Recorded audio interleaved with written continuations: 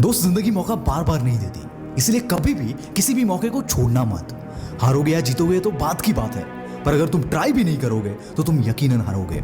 कामयाबी के इस सफर में तुमसे नफरत करने वाले लोग तुम्हें कई मिलेंगे, पर तुमसे नफरत करने वाले सोच भी ना सके और तुम तक पहुंच भी ना सके ऐसे मुकाम तक खुद को पहुंचा दो।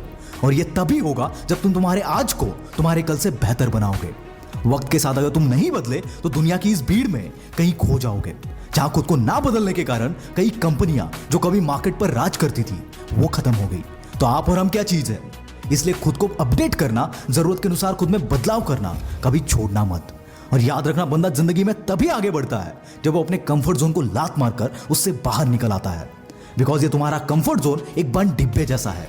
ये ना ही तुम्हें बाहर की अपॉर्चुनिटीज देखने देता है और ना ही तुम्हें इससे बाहर निकलने देता है। पर याद रखना, इतिहास गवाह है, जिस बंदे ने अपने कंफर्ट जोन को तोड़ा है आगे चलकर उसने रिकॉर्ड तोड़े हैं।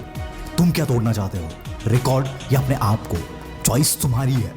ये बात मैंने लास्ट वीडियो में भी कही थी और इस वीडियो में भी कहता हूं कि दुनिया के हर बंदे को पता है कि सक्सेस को कैसे हासिल किया जाता है, पर इसके बावजूद केवल गिने चुने लोग ही कामयाब हो पाते हैं, क्योंकि बाकी बदनसीब अपने कंफर्ट जोन के आगे हार जाते हैं। एंड आई एम श्योर आप ऐसा बिल्कुल नहीं बनना चाहोगे।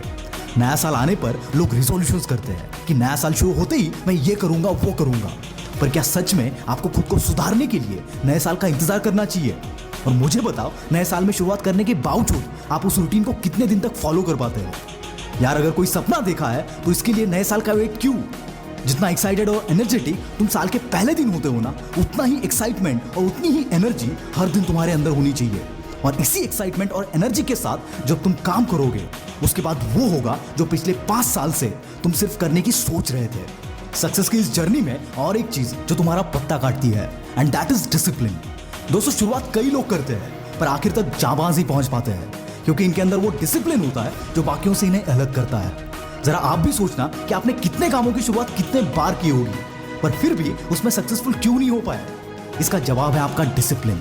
क्योंकि शुरुआत में जो एक्साइटमेंट होता है वो आपको काम करने के लिए मोटिवेट करता है, पर एक टाइम के बाद जब एक्साइटमेंट खत्म होता है उसके बाद कई लोगों का मोटिवेशन भी चला जाता है और कईयों का डिसिप्लिन भी।